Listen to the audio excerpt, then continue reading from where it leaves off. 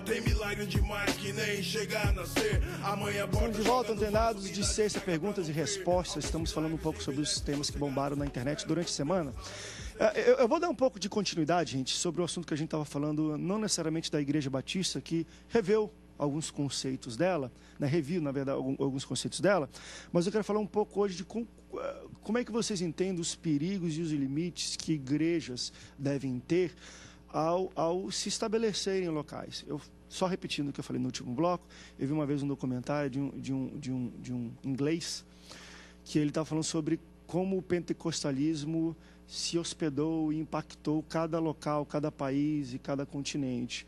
E em cada local ele viu particularidades culturais influenciando nos modos, nos usos, no jeito de adorar, de dançar, de falar em línguas, porque é normal, nós somos pessoas que temos cultura e somos sociais. E no Brasil ele fez uma leve comparação do jeito pentecostal reteté evangélico com um terreiro de macumba, ou banda de jeito de dançar, às vezes expressões físicas, corporais. Como é que vocês entendem, às vezes, essa também adaptação? Porque é aquilo que o pastor Joel falou. André, tem gente de outras igrejas pentecostais, vem aqui, o jeito do cara é igual. Um batista fica sentado olhando, ele já bate palma, fala glória a Deus, aleluia, mas tem o mesmo conteúdo. Mas quem vem, às vezes, de uma religião afro, para uma igreja evangélica pentecostal, traz os seus jeitos. Qual é o perigo disso? É verdade. Bom, eu penso o seguinte, toda contextualização tem que ser bíblica, né? As igrejas estão se contextualizando, mas precisamos ver se a base dela é bíblica. E as diferenças, elas existem, não tem como evitar, né? Agora, assim, eu penso não acho legal ficar perdendo tempo em assuntos secundários. Quando a mudança afeta o assunto primário do evangelho, eu acho que a gente deve entrar e argumentar. Mas quando o assunto é secundário, acho que deve haver o respeito entre as culturas e entre as posições. Por exemplo, teve um rapaz lá na igreja, ele pertence a uma outra denominação, ele falou: pastor, gosto muito da sua pregação, da sua igreja, gosto de você, estou insatisfeito lá onde eu estou e gostaria de vir para cá. Pena que não é da placa tal. Aí ele só não quer congregar comigo porque não pertence não tem pedigree, né? Não tem pedigree. Não tem o pedigree que é a minha tia. Aí eu falei para ele: meu amigo, pega a placa da sua igreja, coloque aqui e vem cultuar comigo. Quando você for embora, você leva a placa. Se o problema é a placa, se é a cultura, né? Então aí, olha só como é que a cultura às vezes divide as pessoas, quando na verdade o evangelho veio para unir e não dividir. Então a gente tem que respeitar as opiniões do próximo, tentar compreender, né, aquela frase de Voltaire, né, de repente não concordo com o que diz, mas vou defender até a morte o teu direito de dizer o que você pensa.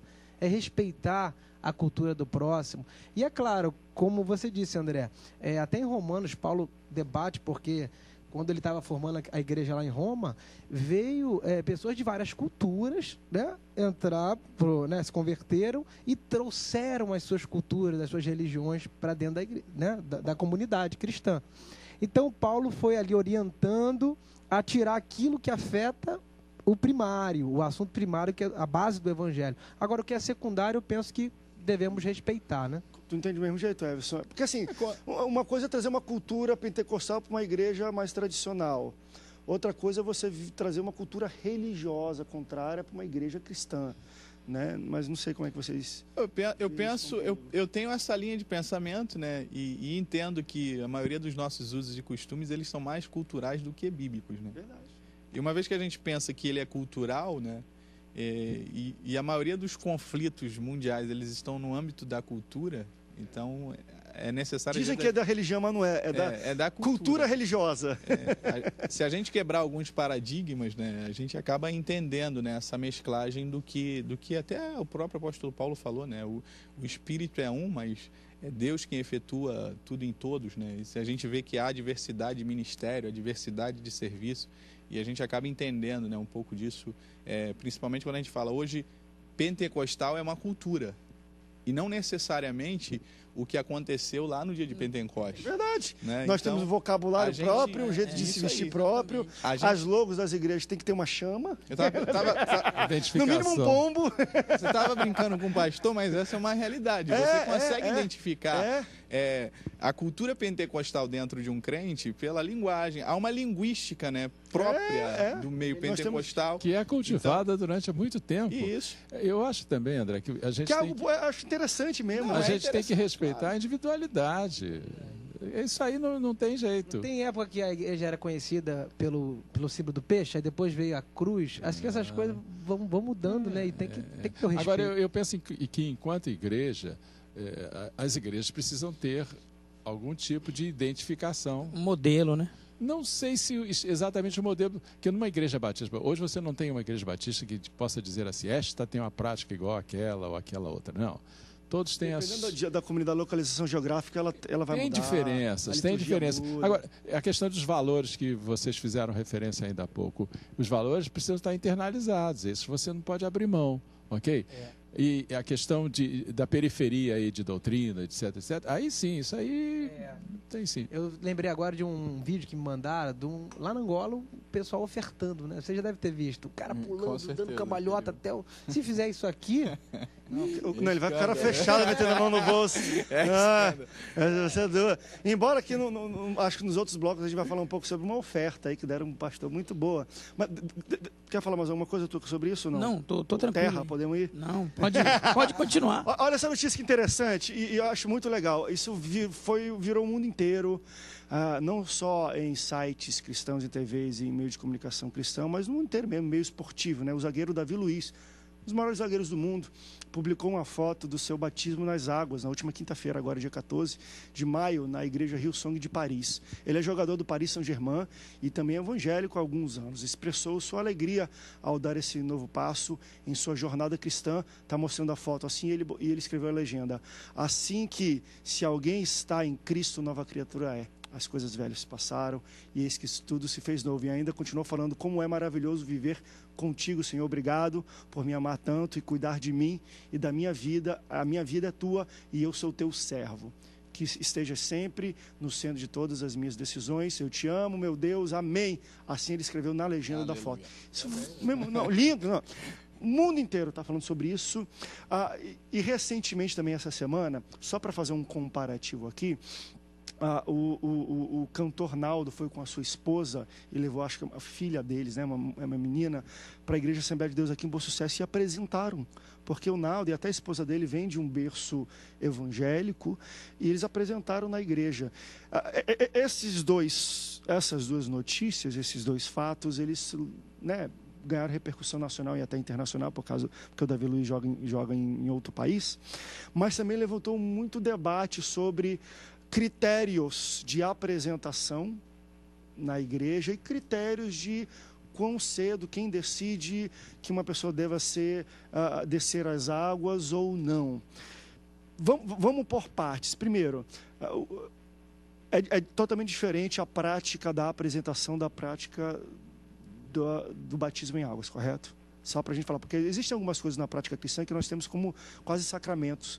Uma delas é a comunhão ou a Santa Ceia e a outra é o batismo em águas, né? A apresentação acho que não está nesse patamar de critério e de tudo. Como é que você entende? Por exemplo, vamos apresentar alguém. Se vier um casal que nunca entrou na igreja, ou você até conhece, é de outra religião até, mas quer apresentar numa igreja evangélica, você apresentaria, pastor Joel? Com toda certeza. E eu prefiro o termo dedicação, Dedicação. ao invés de apresentação. São distintos. Perfeito. A dedicação, quem faz são os pais. Inclusive, André, quando chega um casal com o seu filho para dedicar ao Senhor, eu não oro. A primeira oração é de um dos dois envolvidos, a menos que eles não tenham essa prática de orar em público e aí tenham essa dificuldade. Mas, normalmente, eu chego para o pai ou para a mãe e falo, pai que está apresentando você vai dedicar ao Senhor. E, às vezes, ele não tem tanta desenvoltura na oração, faz do jeito que ele entende, mas fica até emocionante, ele próprio começa a chorar, né? Depois eu oro pelos dois, pela criança também e com a igreja impondo as mãos. Porque eu acho que é dedicação ao Senhor. E se eles querem fazer assim, quem somos nós para dizer, não, você não, porque você não é do Para isso nosso... não existe parâmetro e critério, né, Não, de filtro de eu quem acho pode que e não não. pode. Eu acho que Pra apresentar. Agora vamos falar sobre batismo nas águas. O Davi Luiz, ele levantou esse discurso muito jogador, não sei o quê, e eu não estou aqui julgando ele, estou julgando o fato de qualquer pessoa. Como é que vocês entendem o critério? Quem pode controlar a questão do batismo? Por exemplo, se é talvez uma decisão da pessoa, um pastor pode, às vezes, olhar por conhecer a vida e a conduta da pessoa e falar, você não está preparado, não vai ser batizado. Quem é que decide e escolhe ser batismo e quais são os critérios? A igreja precisa analisar, né, qual o significado do batismo, primeiro. Né? É uma confissão pública de que Jesus é o Senhor da vida dela, que redimiu os pecados dele. Agora, a igreja precisa fazer uma análise dos frutos para saber se a pessoa está evidenciando esse fruto, para ver se ela está honrando essa confissão, para também, eu acho que a gente não banalizar. É claro que eu não vou controlar se a pessoa quer ser batizada, mas, por exemplo, lá na igreja eu posso ter a minha autonomia para escolher se eu quero ou não quero. Mas se eu vejo que ela está dando fruto num determinado período de tempo, se ela está mostrando que quer a presença de Deus, que quer honrar o Senhor, e entender o verdadeiro significado do batismo, acredito que essa pessoa está apta para ser batizada. Esse seria um ponto de vista. André, a gente entra em alguns aspectos complexos, porque... Vamos entrar neles. Vamos entrar, claro, com certeza. Porque é o seguinte, quem determinou, né, a forma, né, da prática batismal, isso foi a igreja, né? A igreja, que eu digo, do nosso tempo, né? Porque quando você olha para a Bíblia, você vê Filipe sendo deslocado por uma carruagem e alguém está lendo lá o livro de Isaías, aí você fala, qual foi o critério ali?